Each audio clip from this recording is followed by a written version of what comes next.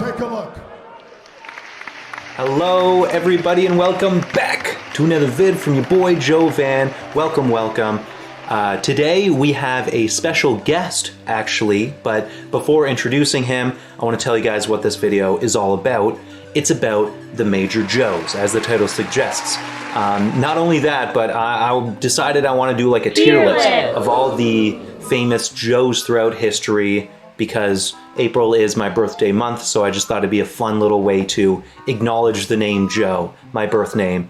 With that said, I want to introduce, that's not David Attenborough, actually. A lot of people seem to always confuse him that way, but no, this is actually Jovid Vantenborough. He is a very young Canadian documentarian, and I've invited him on today to help me with this tier list because some of these Joes, maybe everyone doesn't really know all that much about, and so he's going to help fill us in on the Joes. So first, I'd just like to say thanks for coming on. No need to say hi. You can just sort of jump right into whatever it is you want to talk about. So please, by all means, take it away. In the vast tapestry of history, one name echoes through the ages, a name that has left an indelible mark on the pages of time.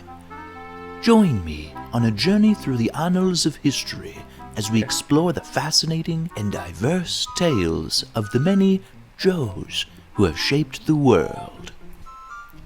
Our journey begins on the revered St.Joseph, a figure of biblical proportions known for his unwavering faith and role as the earthly father of Jesus, and first recorded cuck in history. Whoa, dude, chill the fuck out.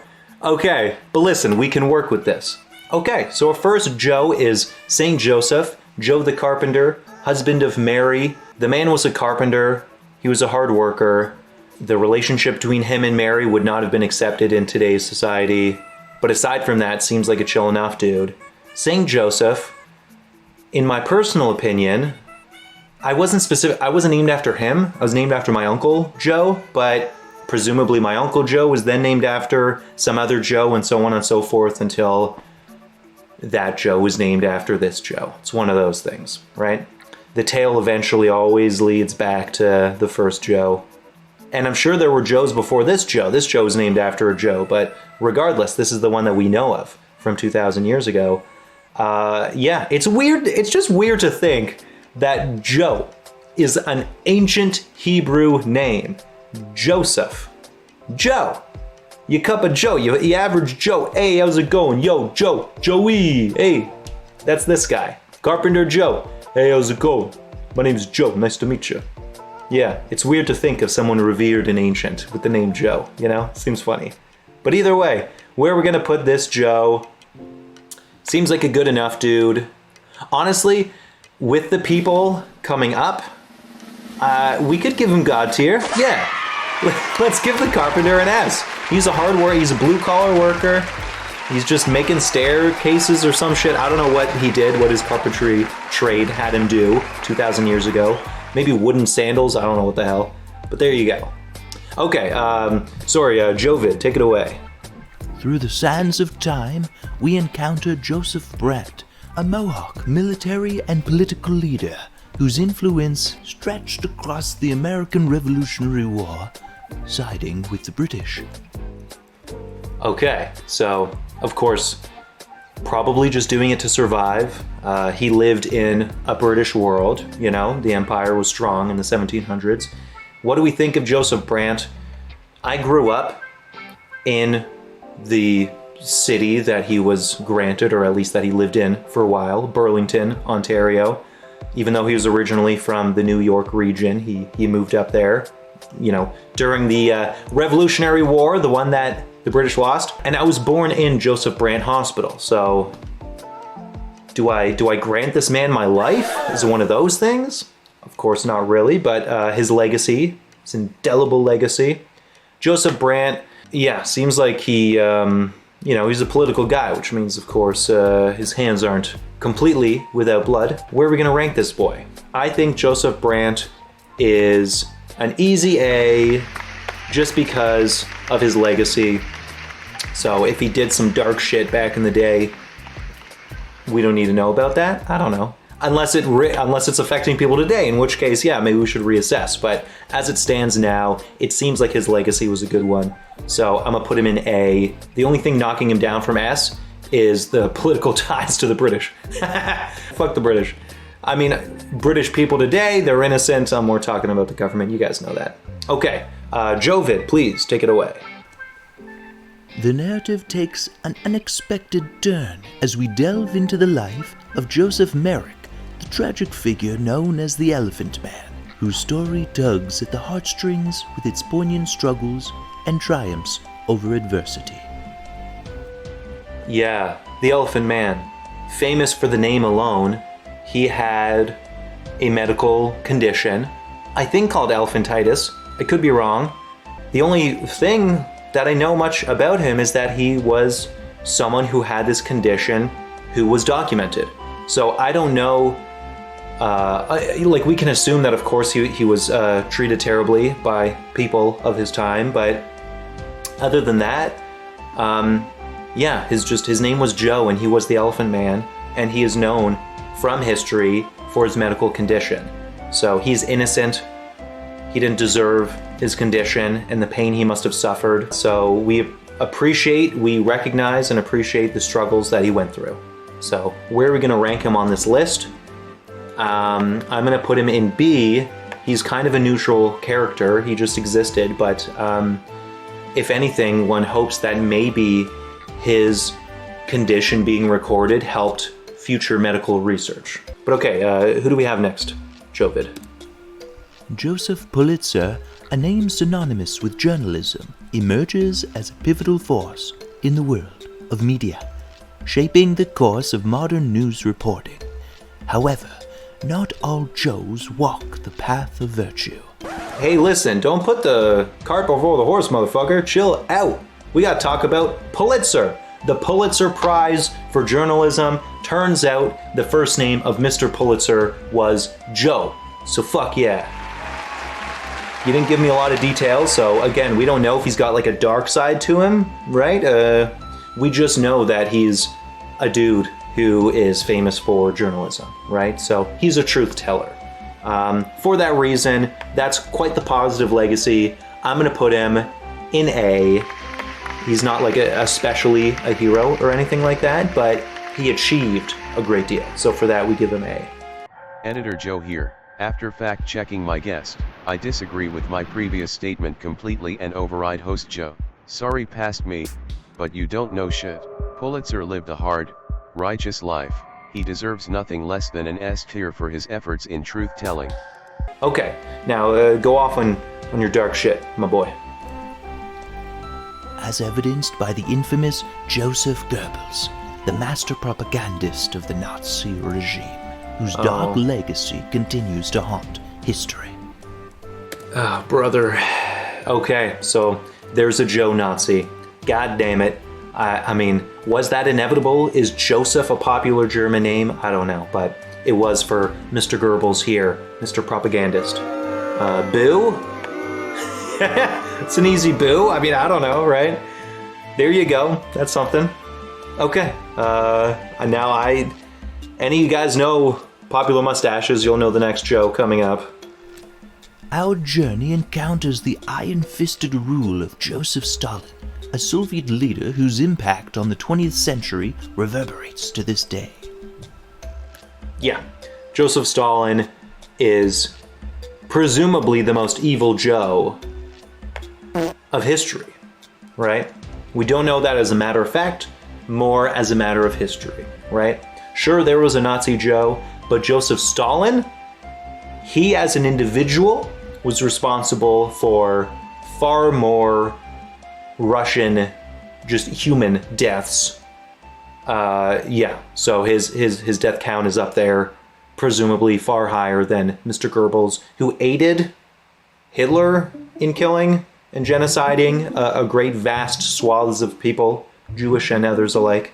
But Joseph Stalin, the individual, is solely responsible for the great genocide that he brought upon his own land of Russia. So for that reason, I think he takes the cake for the most evil Joe. But yeah, regardless. let's get the fuck out of here. What do you say, Jovid? Yet, amidst the political turmoil, a different kind of hero emerges in the form of Joe Louis, the celebrated boxer whose prowess in the ring made him a symbol of resilience and triumph over racial prejudice. Okay, that's good. Goddamn. So Joe Louis. I've always heard the name, but yeah, as far as like putting a face to it, obviously I was born quite after his time. But either way, good to meet you, Joe. Joe Louis. He was a boxer who dealt with just metric fuck ton of racism. And for that reason, I think it's safe to call Joe Louis a hero for standing up to it. So for that reason, Joe Louis, you get up there in A, you're a sportsman and a hero against adversity, quite frankly. Okay, moving on. As we navigate the realms of sports, we encounter Shoeless Joe, forever enigmatic in the shadows of the Black Sox scandal. So what the fuck? So what the hell, Joe? What? Shoeless Joe, first off, sports bar and grill, highly overrated. I worked there, so I apologize. The people who work there, they're great. I'm just saying, like, the prices and, like, the way that the business of Shoeless Joe is set up is not that good. It's a sports bar and grill, you know? You're not high-end, and yet your prices say you are. But, yeah, also, talking about, being under the shadow of scandals, so I guess Shoeless Joe is a scandalous individual. Did he kill anybody? I don't know. I don't think so, not based off of that. Also, I'm Shoeless Joe. This motherfucker Shoeless Joe, when I was a kid in the rocky northern terrains of Ontario, every summer going off to my grandparents' cottage, I would be completely shoeless the entire time, rock jumping, doing all kinds of goofy shit. And I intentionally did it because I wanted the base of my feet to calcify and become like dog's feet. And I was successful at least a couple of times. I didn't stop doing that till like high school. So I had like a solid 8 years of every single summer being Shoeless Joe. I don't know this motherfucker, man. He's Shoeless Joe? Fuck you. Just for trying to take that from me, I'm gonna put you in C. You're not evil, but you're bad in my eyes. Just for trying to take my name. Goofy ass looking motherfucker. Okay, moving on. Please. And the formidable Mean Joe Greene, a defensive titan who forged his name in the annals of American football. Yeah, everyone's heard of Mean Joe Greene. Terrific. Again, I don't know anything about him, but no news typically with people remembered in history is good news. I'm going to put Mean Joe Greene next to Joe Louis, just for being good, not only athletes, but representatives of the name Joe. We appreciate it, especially in the list of people we have here. We need good Joes now more than ever, god damn it. Okay, moving on. The narrative takes a cinematic turn with the inclusion of Joe Pesci, a versatile actor whose performances have captured audiences across generations. Yeah, Joe Pesci. What could have been with his music career? If you guys haven't, just look up Joe Pesci rapping. I'm not going to play that in this video, but you can look that up yourself. Joe Pesci, yeah, he's a great actor. Is he one of the best? Couldn't say that necessarily, but he is famous and he is very well known for his mobster acting. So that doesn't require a lot of versatility. Oh, but actually maybe his role in Home Alone, that was versatile of him. Okay, so he's a versatile man. Does he belong in A tier? What do you guys think? I don't have a reverence for him like others do, unfortunately. I apologize, I just don't.